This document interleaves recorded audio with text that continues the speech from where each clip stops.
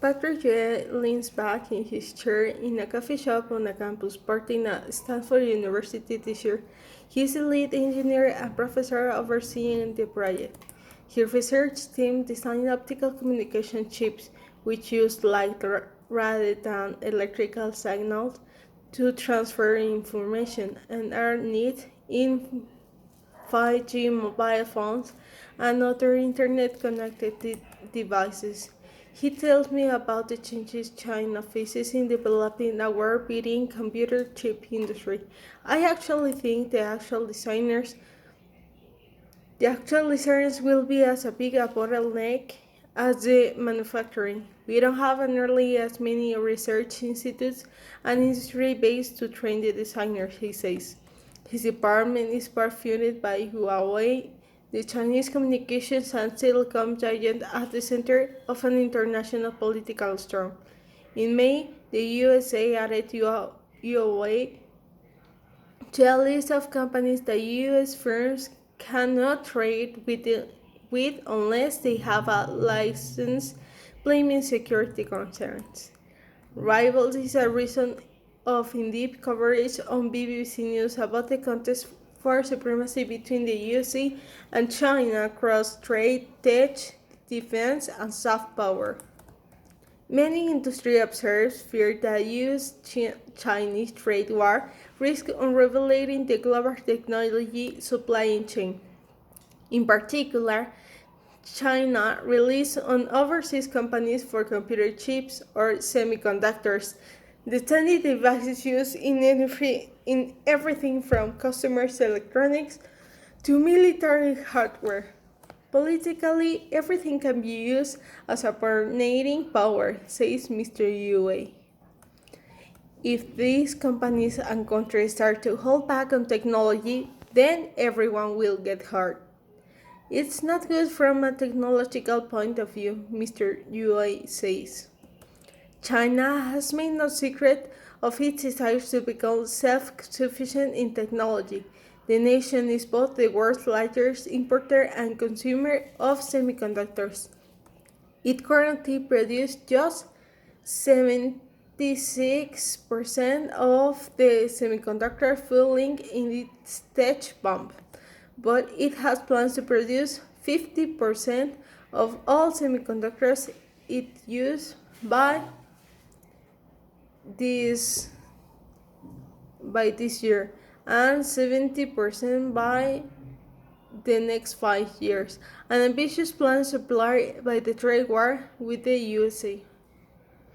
In May 1270, China President Xi Jinping met with the country's leading scientists and engineers, calling for specialists to work towards self-reliance in the production of core technologies.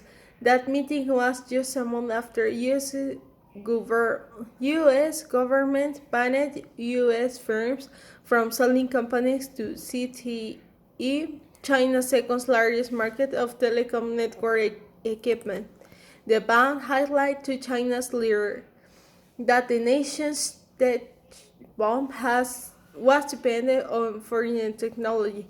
In October this year, in its latest bid to help win the nation's tech sector away from U.S. technology, the Chinese government created a $29 billion fund to support the semiconductor industry. There is no question that China has the engineers to make chips. The question is whether they can make competitive ones. Questioned Pierre Scafuri, a Silicon Valley historian and an artificial intelligence researcher who works in Silicon Valley. Certainly, Huawei can develop its own chips and operating systems, and the government can make sure that they will be successful in China. But Huawei and other Chinese phones markets are successful also in foreigner markets, and that's a totally different question. Will Huawei chips and operating system be as competitive as Qualcomm's and Android? Most likely not. At best, it will take years before they are, Mary Scafuri adds. Mr. Scafuri estimates that China could be as many as 10 years behind the leading producer of high-end computer chips. The majority of chips made for high-end electronics are manufactured by specialists founded like the Taiwanese semiconductor manufacturing company TSMC.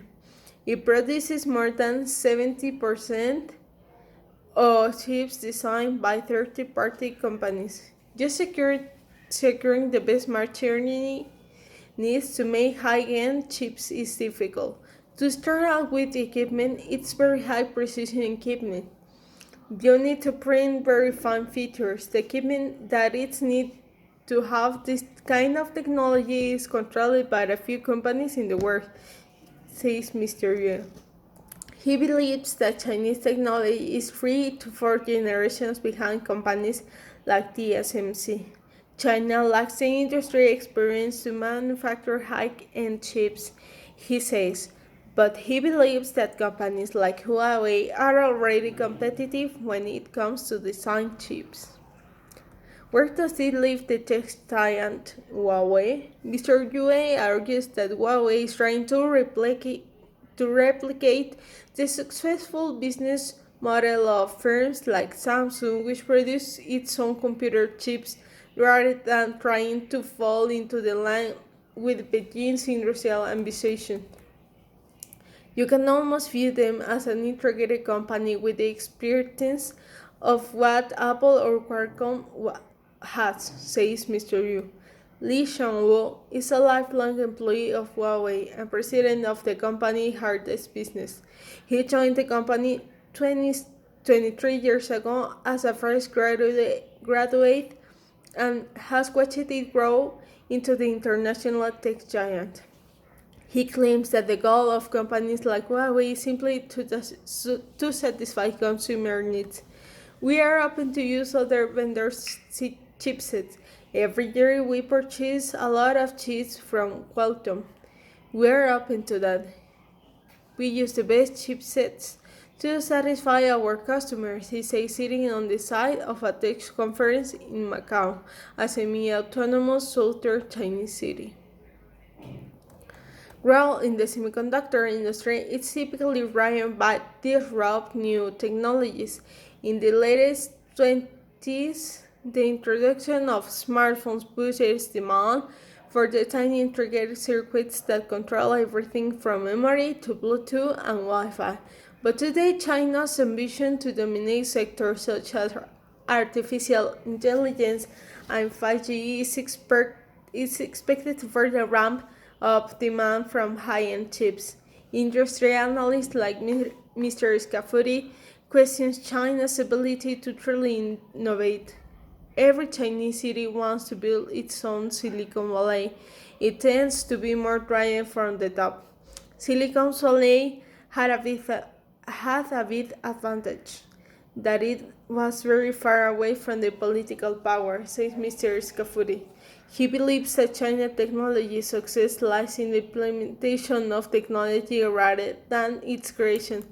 If your metric is how many people use smartphones to go shopping, then China wins big time. But if your metric is Nobel Prize winners, then China is losing badly. China, of course, has been successful in implementing technology in a way that dramatically alters society, he says.